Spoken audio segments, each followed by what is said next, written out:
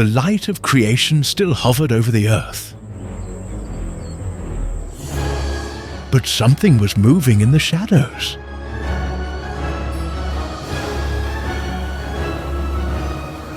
The earth was perfect, untouched. The man walked with the Almighty.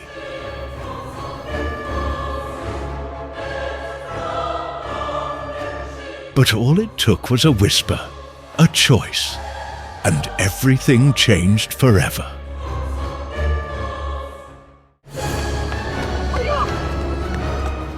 And when the man fell, the world fell with him. Angels broke their vows, giants trampled upon men, corruption spread like fire, and the earth groaned under the weight of sin.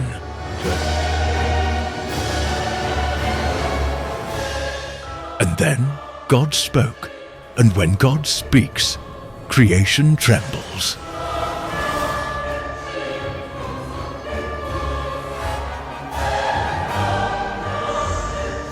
This is the story of a world before the flood, and how almost everything was destroyed.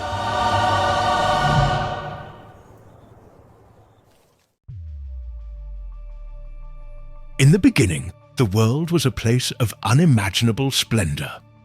The newly created earth knew no pain, war, or death. Mountains rose in majesty. The seas danced with the wind, and the skies seemed to sing. The animals lived in harmony, and the garden breeze carried with it the scent of eternity. God walked with man. It was the dawn of existence. Adam contemplated the brilliance of the morning light that passed through the leaves of Eden. Eva smiled as she saw the animals gathering around her in trust. All of this was given to us, she whispered with tear-filled eyes. Adam replied with reverence. We were not just created, we were loved. But a new sound echoed among the trees, the whisper of doubt. The snake, beautiful and shiny, introduced the first thought of breaking away. And then came the choice. And the choice brought the downfall. Eden, once a home, became a memory. Adam and Eve left the garden filled with shame and longing. A flaming sword was placed at the entrance, and with it, the separation between heaven and earth. And when Eve gave birth to her first son, Cain, there were tears in her eyes and blood in her womb. It was the beginning of humanity, but also of pain. Cain grew up proud and distant. Abel, his brother, was humble and dedicated.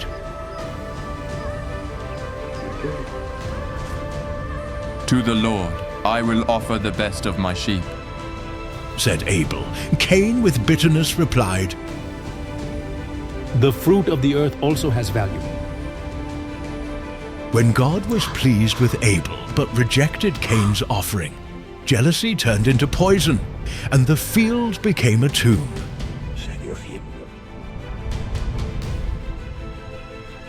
The blood of the righteous cried from the earth, and the face of God was hidden for a moment.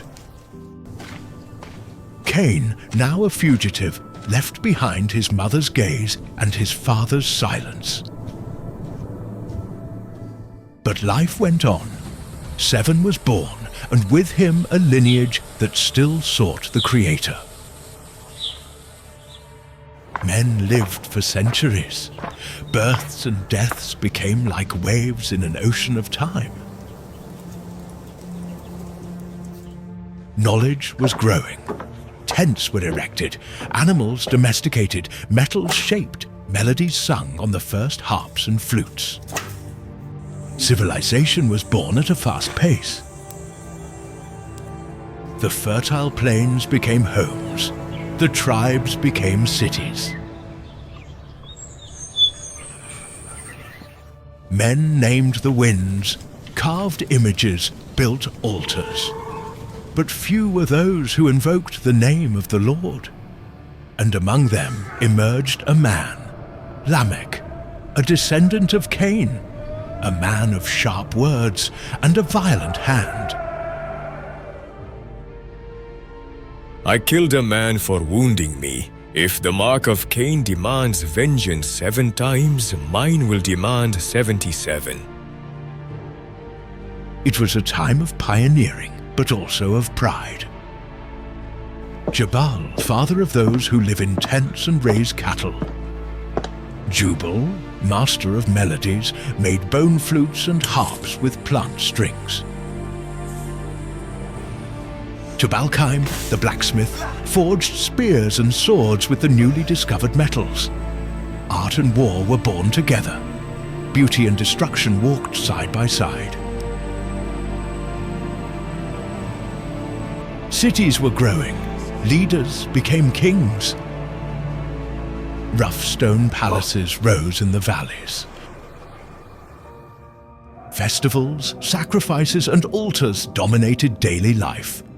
But high above, the Lord saw the distance between him and man grow.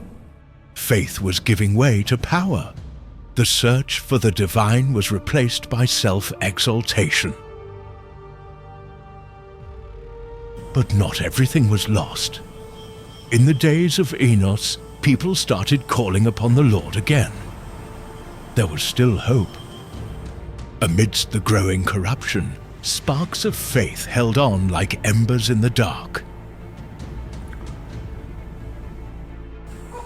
Creation, however, already bore the weight of man's choice. The trees seemed less green, the skies less clear, the animals more wary, the earth restless. And then came the whispers. Ancient tales spoke of celestial beings descending to earth, the Watchers. Their presence inspired admiration and fear. Men called them gods, women, saviors. And upon his arrival, the world would never be the same. They came from above, but their eyes longed for the earth. The Watchers, angels assigned to observe humanity, broke the boundaries of their mission. See how beautiful the daughters of men are. They murmured among themselves, now surrounded by sacred light tinged with desire. On the summit of Mount Hermon, they made a pact. 200 of them swore never to return without first taking human wives. And so they descended. They were received as gods. Their robes shone. Their voices were like calm thunder. Their eyes penetrated the soul. Women desired them. Men feared them. And the children from these meetings were not ordinary. They grew in stature, strength, and arrogance. They were the Nephilim, the giants, the heroes of renown, the first tyrants.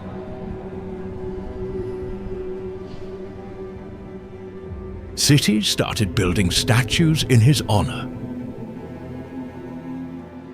Their names were whispered with reverence and fear, but something was wrong. They did not age like humans. Their hunger was insatiable. First, they ate the grains, then the cattle. When there was no more food, they turned against the humans themselves. The fertile plains became fields of slavery. The Nephilim demanded blood tributes.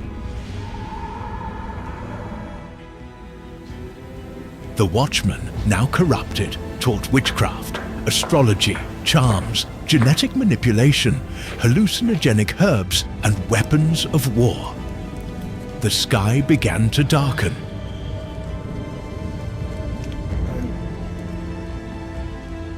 Azazel, one of the leaders, taught men to forge swords, shields, and armor. Taught women how to seduce, apply eye makeup, and invoke the elements. Knowledge is power, and power is control. War became art. Lust turned into religion. Blood flowed over stones like wine. In the midst of this collapsing world, a new race of creatures was born.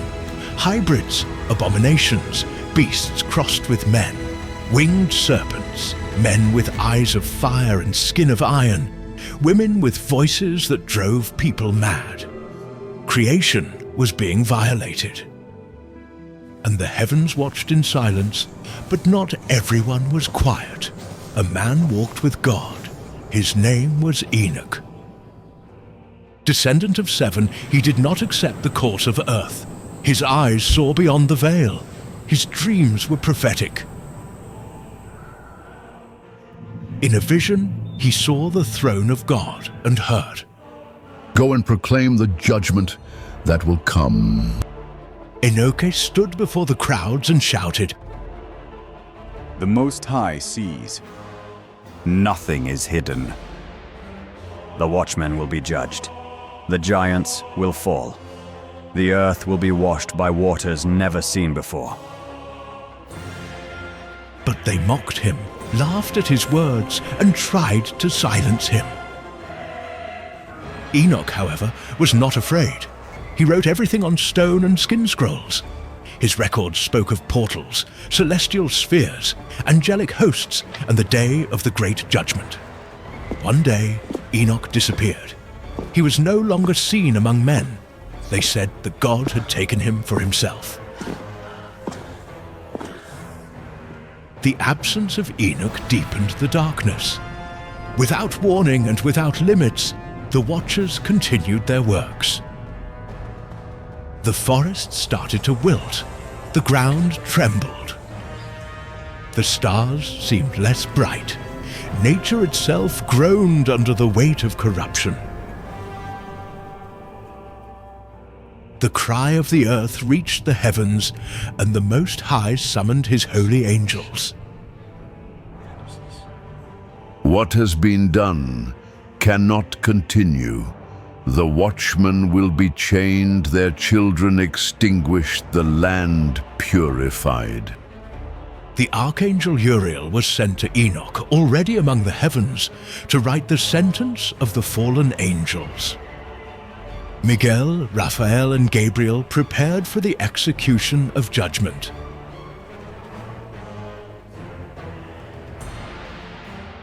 But on earth, corruption still spread. Men were building towers to reach the heavens. Women offered their children in rituals to the Nephilim. The innocent blood cried out from the ground. And while the vigilantes taught the art of controlling the elements, the world burned with magic, cruelty, and darkness. The nights were no longer silent. In the wind, one could hear screams. The ground had cracks. In the skies, lightning danced without thunder. It was as if all of creation knew something was approaching, something terrible, a forgotten judgment promised in ancient times. And amidst the chaos, a lineage still held on. The descendants of Seth, though weakened, preserved the memory of the Creator. They hoped, prayed, and taught their children that not everything was lost. Among them was a quiet, fair, hard-working man. While others lost themselves in revelry and violence, he walked among trees and listened to the voice of the wind. His name was Noah. Noah worked the land with calloused hands and a serene look. The men scoffed at him, saying he was old-fashioned, a dreamer. But Noah held a secret that didn't come from men. He listened to the voice of God. When walking through the fields, I felt the presence of the Almighty as a gentle breeze among the leaves. His sons, Shem, Ham, and Japheth, learned from him to fear the Lord, even amidst the most corrupt generation that ever inhabited the earth. One night, the sky opened up. The darkness shimmered in shades humanity had never seen before. A presence surrounded Noah, and a voice like thunder spoke to his spirit. The end of all flesh has come before me. The earth is full of violence. Make yourself an ark of cypress wood. Noah fell to his knees, trembling. Sir, how will that be? And the voice continued, I will give the measure, and with you I will establish my covenant. The next morning, Noah gathered his family and spoke firmly. God spoke to me. Judgment will come in the form of water. We must build an ark. The children looked at him in silence, and Sam was the first to say, If the Lord spoke, we'll obey. And so the project began. The wood was cut. The sound of the axes echoed through valleys that had never known rain. People in the cities laughed as they passed by. Look at the crazy person. Who builds a ship where there is no sea? Noah didn't respond. Sweat was dripping from his face as he placed beam upon beam. He was driven by faith. Meanwhile, the Nephilim ruled the cities with an iron fist. Men were forced to fight each other for entertainment. Children were subjected to rituals. The gods, now deformed in their essence, lived in palaces built by slaves.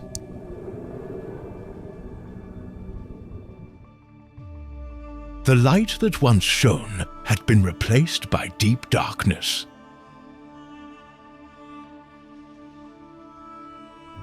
But the angels in heaven also moved.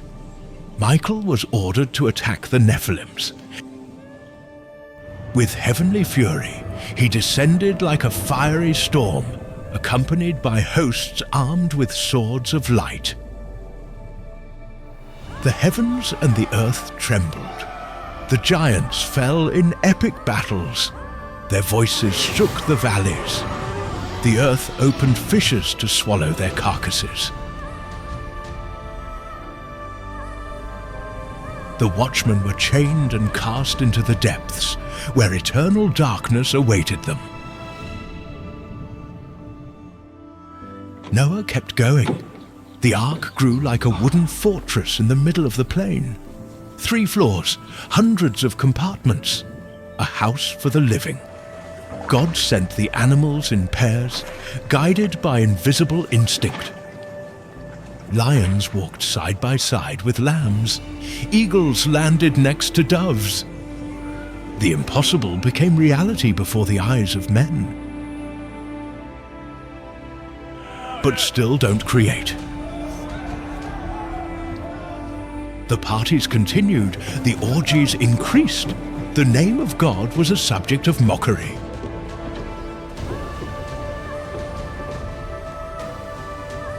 Noah preached while hammering. Repent, there is still time. More laughter was the only response. Women danced around bonfires. Men chanted songs of worship to the Nephilim, even as the heavens foretold chaos. Signs began to appear. The moon turned red. Wild animals fled the forests. Contrary winds blew from the east and west at the same time. Light rain fell in places where it never rained. The ground shook underfoot. Even so, the human heart remained hardened. And then came the 7th day. The ark was ready. God spoke again. Enter you and all your house into the ark, for I have seen you as righteous in this generation. Noah, in silence, gathered his family. One by one, they entered the large vessel. Finally, he looked at the horizon. A scream echoed in the distance. Coward! Come celebrate with us! Noah just responded with a look of pain. And then something supernatural happened. The door of the ark closed by itself. A dull rumble shook the valley. The flying ones went silent. A bird flew across the sky silently. A thunder rumbled, but there was no rain yet. Noah stayed silent inside the ark, holding his breath. The wooden planks softly creaked. Now, a strange silence hung in the air. People were still laughing, but there was doubt in their eyes. Where is the prophet's flood? They said to each other, but the sky was no longer smiling. And the first drops, small and heavy, touched the dry earth. The first drop fell on the parched dust as a warning. Then another and another. The citizen remained silent. Children ran for cover. Men looked at the sky suspiciously. The wind became stronger. The clouds swirled in patterns that resembled colossal eyes. And then, as if the very firmament had been torn apart, the floodgates of heaven opened. The water fell with fury. It was not an ordinary rain. It was a dense, living torrent that seemed to descend with anger. Lightning flashed across the sky like spears. The ground shook, and from the earth, violent jets of water began to burst forth, cracking the ground into deep veins. It was as if creation was being undone.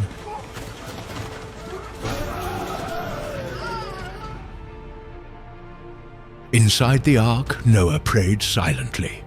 The wood trembled, but it remained firm.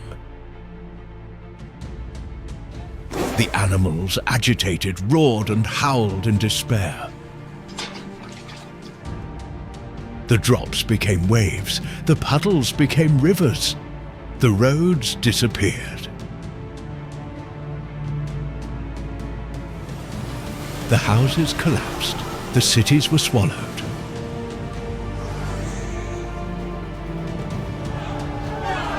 Outside the ark, panic set in. Those who mocked now ran in desperation. Noah, open up! Let us in! They shouted while knocking on the thick wood. But the door had been sealed by God himself. No human force could open it. Forgive us, we believe now. But it was already late. The waters rose with relentless speed. Ancient trees fell like fragile branches. Towers erected in honor of the Nephilim collapsed like sand.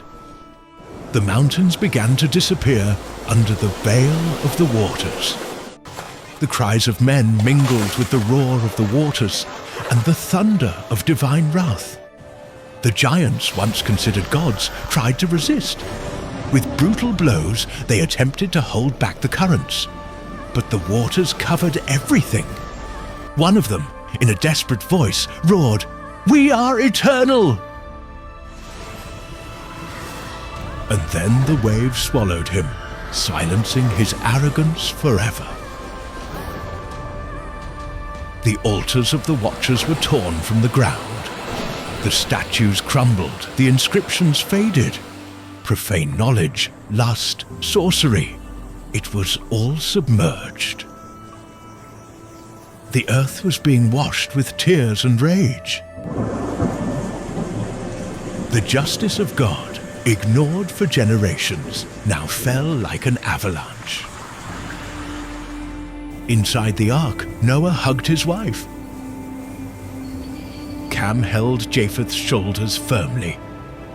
Sam was looking at the ceiling, murmuring, Father, God kept his word. And Noah replied with a choked voice, Yes, but my heart aches for them.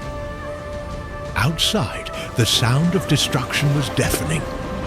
For 40 days and 40 nights, the waters did not stop. Each day, they climbed higher. Each night, the darkness became deeper. Thunder roared like celestial beasts. Lightning cut through the skies like swords in a war.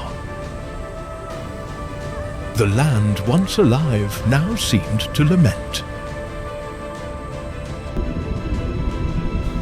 There were no more cities. There was no more music or parties.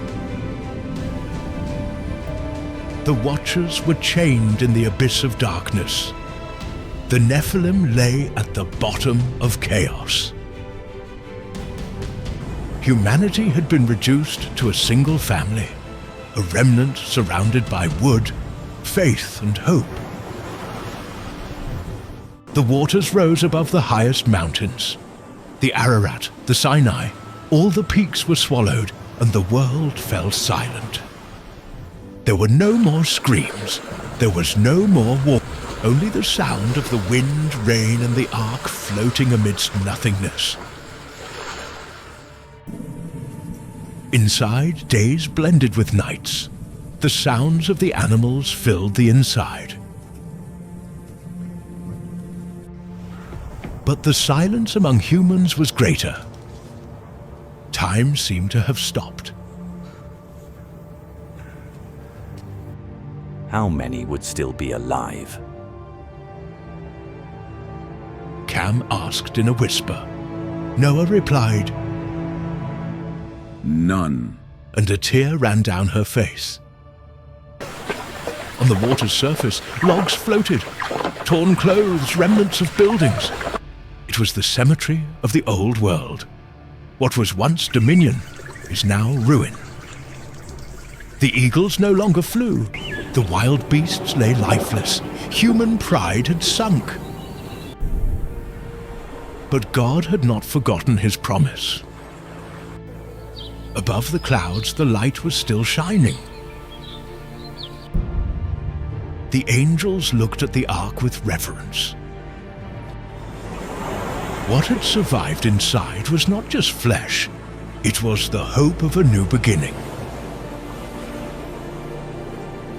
The waters then began to lose their fury. The roar of the rain became a murmur, the thunder distant. The clouds began to part, and in the distance, a ray of sunshine pierced the mist. It was the first beam of light in days. The earth, although submerged, still existed. The ark floated solemnly, like a witness between worlds. The old world had been judged. And now, a new time was born over the waters. But it was still necessary to wait.